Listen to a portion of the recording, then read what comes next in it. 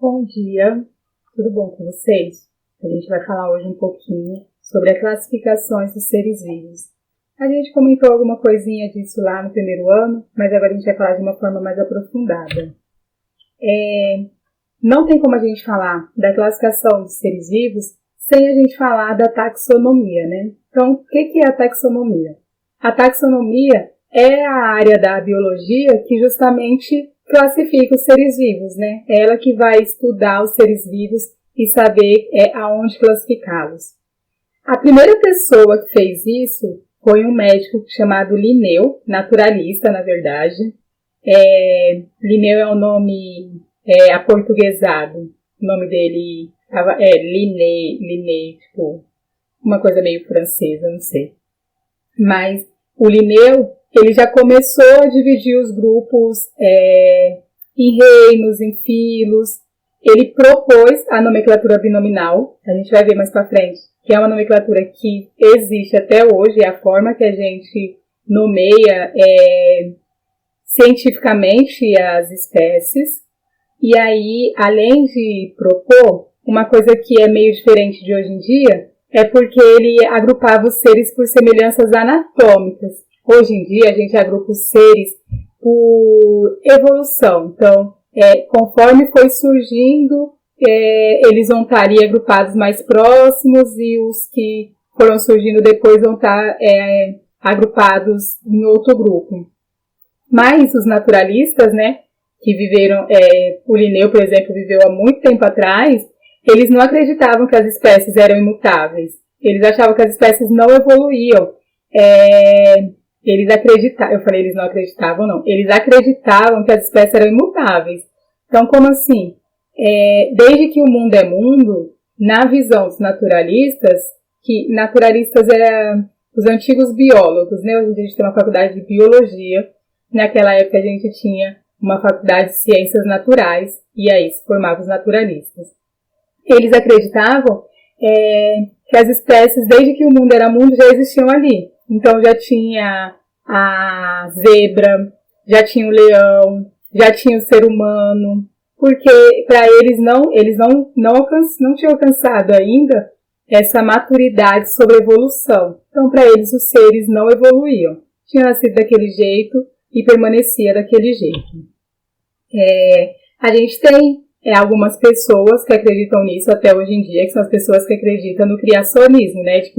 Lembra que a gente falou lá no ano passado sobre as teorias da evolução, e uma dessas teorias a gente comentou que era o criacionismo, que foi Deus que criou o mundo em 7 dias, e aí a partir disso ele criou todos os seres, e aí desde então todos os seres já existem.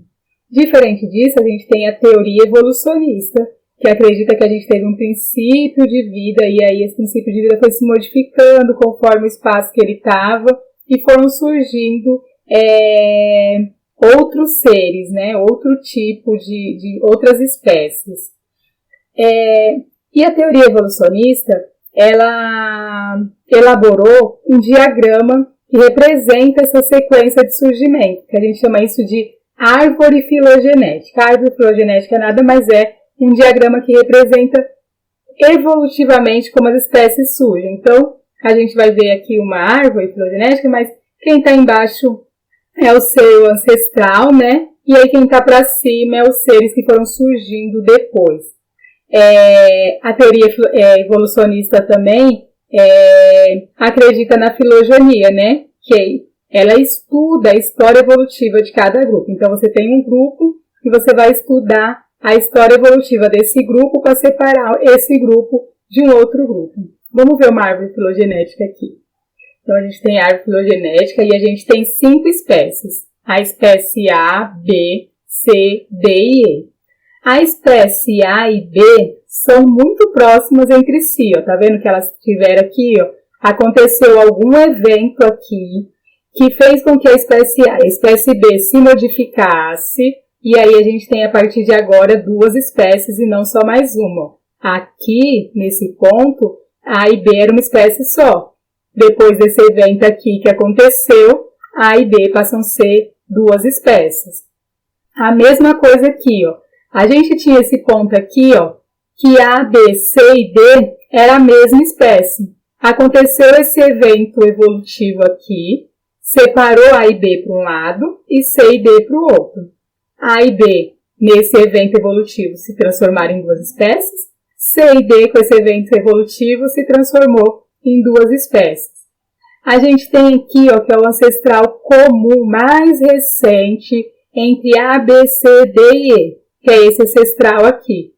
Passou anos e eles foram se modificando. O E, apesar de ser o mais próximo, o que menos sofreu modificações, não é esse mesmo indivíduo aqui. Esse indivíduo aqui é um ancestral que foi se modificando ao longo do tempo e aí surgiu essas 5 espécies aqui. É assim que a gente monta uma árvore filogenética. A gente vai fazer uma como exercício para a gente ver se a gente entendeu essa parte melhor. E aí, como a gente está falando da classificação dos seres vivos, um tipo de classificação que a gente pode fazer é classificar eles de espécie até reino. Espécie é a categoria taxonômica mais básica que a gente tem. São indivíduos que são capazes de se cruzar entre si. Sempre que a gente tiver uma espécie, a primeira coisa que a gente vai olhar é se esses dois indivíduos são capazes de se cruzar entre si e gerar descendentes férteis. Se eles forem capazes de cruzar entre si e gerar descendentes férteis, então eles fazem parte da mesma espécie. A gente tem algumas limitações para isso, né? Lembra lá no ano passado que a gente estudou sobre reprodução e aí a gente falou sobre reprodução sexuada e reprodução assexuada? Os seres que se reproduzem assexuadamente, a gente não vai ter como falar se eles são da mesma espécie ou não, olhando reprodução, né? Falar que como que eles não se cruzam, né? E a gente tem também uma outra limitação, que é os fósseis. A gente não consegue pegar dois fósseis e fazer eles se cruzarem entre si para saber se eles vão gerar descendentes férteis. Nesse caso, a gente usa outros recursos. A gente vai olhar lá nos fósseis, principalmente, a anatomia. Ver se um é muito próximo do outro para determinar se aqueles fósseis eram da mesma espécie. A fisiologia também é algo que a gente vai analisar bastante. Nos fósseis menos, né, que a gente não consegue mais estudar como que aqueles seres fisiologicamente eles eram, mas nos seres de reprodução assexuada a gente consegue ver como que é, né? Como que é o sistema circulatório dele, como que é o sistema respiratório, sistema reprodutor, como que ele se reproduz. Então, isso aí para aquelas espécies que se reproduzem assexuadamente é um ponto que a gente usa para saber se eles são da mesma espécie ou não. E o DNA, que é uma das principais coisas que a gente faz, né, que é olhar. A gente sabe, por exemplo, que cada espécie tem uma quantidade de cromossomo. Então, espécie humana tem 23 pares de cromossomos, né? A gente tem 46 cromossomos. Se a gente pegar um outro ser com 46 cromossomos, provavelmente é um ser humano.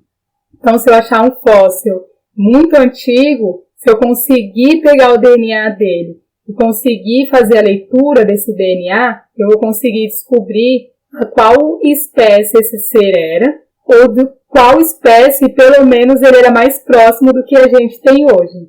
Então, é isso que a gente faz ali para tentar encontrar a espécie de cada indivíduo.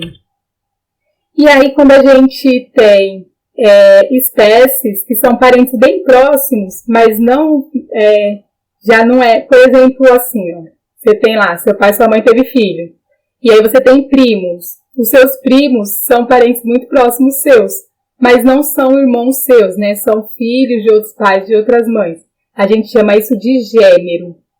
O gênero, a junção dos gêneros, a gente chama de família. Igual a gente chama na nossa, né? Um monte de gênero, um monte de primo junto, com um monte de tio diferente, é uma família. A reunião das famílias a gente chama de ordem. Eu coloquei ordens aqui, porque eu coloquei no plural, mas podem falar ordem, não tem nenhum problema. A ordem, quando a gente junta um monte de ordem, a gente tem uma classe. Quando a gente junta um monte de classe, a gente tem um filo. E aí, por fim, quando a gente reúne um monte de filhos, a gente tem um reino. Então, você percebe que enquanto mais longe aqui, né, aqui a gente tem o reino, enquanto mais próximo do reino e mais longe da espécie, menos aparentados são esses seres. Enquanto mais próximo da espécie, mais aparentados são os seres. O que eu quero dizer? Se eu pegar alguém que é da mesma classe, ou se eu pegar alguém que é da mesma ordem, quem é da mesma ordem é mais aparentado daquele ser do que quem é da mesma classe. A mesma coisa aqui, se eu pegar gênero, fulano e ciclano é do gênero X, ciclano e fulano é do filo Y. O ciclano e o fulano do gênero X são mais aparentados do que fulano e ciclano que é do filo Y. Inclusive, se eles forem do mesmo gênero, eles são do mesmo filo, né? Que a gente pegou o reino, colocou lá dentro dos filos, dividiu dentro das classes, dividiu nas ordens, dividiu dentro das famílias, dividiu no gênero e, por fim, cada um vai ter a sua espécie, né? Cada um vai ser da sua forma, que é a espécie, é a característica mais individual que a gente consegue separar os seres, né? Então, por exemplo, a gente tem a espécie Homo sapiens, que são os homens, e a gente tem borboletas. Então, apesar dos dois estarem dentro do reino animal, eles são seres completamente diferentes, né? Um anda, o outro voa, um é grande, o outro é pequeno. E aí, a borboleta tem uma diversidade de cor dentro dela. Por exemplo, a gente tem borboleta azul, borboleta laranja, que os seres humanos a gente não tem ser humano dessa cor, né? Só os avatar. Mas, vamos lá. Às vezes, dividir os seres dentro desses grupos, né, de família, gênero, às vezes, mesmo assim, ainda fica muito complexo. Alguns grupos, existe uma complexidade e a gente vai precisar formar grupos intermediários. Então, a gente vai ter subfamília, eu coloquei errado aqui, esse S aqui não existe. É supergênero, subfamília, superfamília, subfamília é o que está embaixo da família, superfamília é o que está acima da família. Subgênero a mesma coisa, né? Subgênero, a gente não tem subespécie, né? Mas a gente tem subfamília, subgênero, subclasse, superclasse. Então, alguns grupos devido à sua complexidade, a gente precisa aumentar a quantidade de divisões. E além disso, a gente tem uma outra divisão que a gente chama de táxon. O que é um táxon? Quando você fala assim, aqueles indivíduos ali, todos eles mamam. Então, eles são do grupo dos mamíferos. Isso é um táxon. Todos os indivíduos dali se alimentam de carne, eles são carnívoros. O único alimento deles é carne. Então, ele ser carnívoro também faz parte de um táxon. É um outro grupo. Táxon também é uma divisão de grupo, né? Mas que dá pra gente uma outra dimensão, que não é essa de conceito evolutivo, mas muitas vezes é mais pela forma como esses indivíduos lidam com o ambiente que eles estão. Então aqui a gente está falando de alimentação, mas poderia estar utilizando um outro exemplo que faz você entender que é a forma que o indivíduo vai lidar com o ambiente em que ele está vivendo. Como a gente faz para dar nome, né? Falei lá que a nossa nomenclatura é binominal. Então, como que a gente faz para fazer essa nomenclatura? Primeiro, todos os nomes devem ser escritos em latim. Se você quiser utilizar um nome em uma outra língua, você tem que latinizar essa língua. Então, vamos supor esse nome. Vamos supor que eu descobri uma espécie e aí eu quero colocar o meu nome nessa espécie. Então, é uma espécie que está dentro lá dos hominídeos, né, do filo hominídeo. Então, vai ser Homo. Homo Juliette. Posso? Não posso. Por quê? Porque Juliette não é um nome latinizado. O que eu vou fazer? Homo Julietes. Porque aí eu latinizei o nome.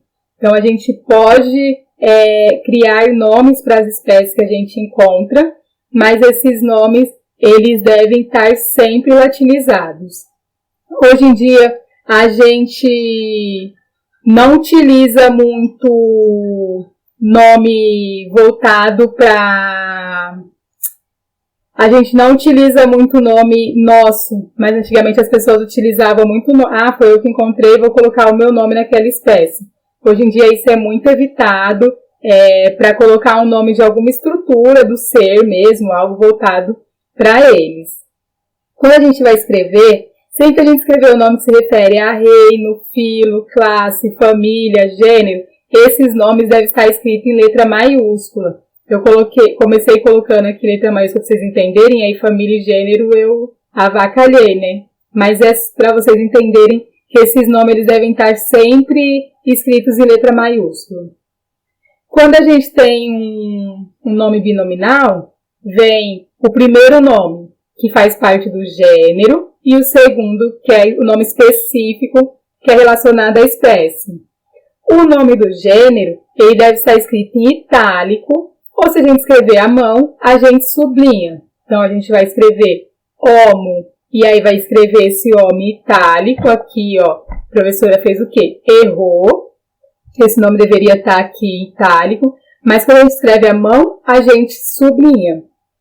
E aí o nome da espécie, que aí é o segundo nome, que é o termo específico, ele é sempre minúsculo. Aqui eu coloquei para vocês um exemplo, Homo sapiens. A gente também pode sempre abreviar o nome do gênero, então você pode colocar H sapiens, que tá ok, mas o H também vai sublinhado, porque ele está se referindo ao gênero. Tudo certo? Quando a gente classifica os seres, né? Quando a gente começou a classificar os seres, a gente foi percebendo que algumas espécies elas eram muito semelhantes entre elas. E a gente também percebeu que essa semelhança existia, mas ocorreram dois processos que eram processos diferentes. O primeiro processo é o que a gente dá o nome de cladogênese. É um conjunto de processos que vai promover a especiação. Ou seja, eu vou pegar o indivíduo A e B, vou cruzar o A com B, e eles não vão ser mais capazes de gerarem descendentes. Se gerarem descendentes, esses descendentes não são férteis, são híbridos, né? Então, eu descobri, cruzando eles, que A e B são espécies diferentes. Quando eu formo novas espécies, eu chamo isso de especiação. O outro processo que a gente percebeu é a anagênese. A anagênese foi sendo feito um acúmulo de mudanças ao longo do tempo, que originou uma nova espécie, mas não originou uma nova população. Então, essas duas espécies, elas vão ser capazes de se cruzar entre si. E aí, apesar de serem espécies diferentes, elas ainda vão gerar descendentes férteis. Vou mostrar um exemplo aqui para vocês, que é das borboletas. Aqui, ó, por exemplo, a gente tem a anagênese. A gente tinha a borboletinha laranja, que foi sofrendo modificações ao longo do tempo. E aí a gente tem aqui a borboletinha amarela, a borboletinha branca. Então saímos da laranja e chegamos na branca. Para a gente chegar aqui na borboletinha branca, foi uma espécie de modificações que ela foi passando até chegar aqui. Formou uma nova espécie? Formou algo diferente do que a gente tinha aqui. Mas a gente não tem duas espécies, né? A gente tem uma espécie só que foi se modificando ao longo do tempo. Diferente disso, a gente tem a cladogênese, que a gente tem aqui uma espécie e essas modificações que ela sofre são tão fortes que ela forma duas espécies diferentes. Essas duas espécies aqui não são capazes de se cruzar entre si, gerando descendentes férteis. Por quê? Porque são espécies diferentes. Se eu pegar essa amarelinha aqui, ao longo do tempo, durante a modificação, quando existir uma parte dessa amarela e uma parte dessa branca, e eu pegar elas duas, eu vou cruzar e elas vão gerar descendentes férteis. Inclusive, a tendência vai ser da maioria delas nascerem com as características dessa branca com preta, porque essa branca com preto é a mais evoluída. Então, são as características dela que vai sendo passada de geração para geração. Aqui, só para a gente finalizar, eu falei, né, que a gente divide lá em reino, filo, classe, ordem, família, gênero, espécie. E aí, além dessa divisão, a gente tem uma outra divisão. E essa divisão aqui, ela é mais aceita ultimamente, que a gente chama de 3 domínios. A gente tem as árquias, que são os mais antigos. E aqui dentro das árquias, a gente tem grupos de protozoários e bactérias que vivem em ambientes completamente onde você acha que você não vai encontrar nada. Muito gelado, muito salgado, muito quente. E aí esses indivíduos, conforme o homem foi explorando, né, o planeta, ele descobriu indivíduos em todos os espaços, né? São indivíduos que a gente chama, por exemplo, de termófilos, que são indivíduos que resistem a grandes variações de temperatura, em temperaturas muito altas, em temperaturas muito baixas. Halófitos é relacionado à quantidade de sal que tem naquele lugar. Então, quando tem um lugar com muito sal, a gente acreditava antes que não tinha vida. Descobrimos, com o passar do tempo, que tem sim. Então, a gente tem aqui esse grupo das árquias. Depois disso, a gente tem aqui um grupo que a gente chama de bactérias. Aqui na bactéria a gente vai ter algumas cianobactérias, que são as algas azuis, e as bactérias heterotróficas aqui, né? São as bactérias que não são capazes de produzir o seu próprio alimento. E aí aqui no eucariota, a gente tem todos os outros reinos, a gente coloca aqui dentro, né? Então, fungi, plantae,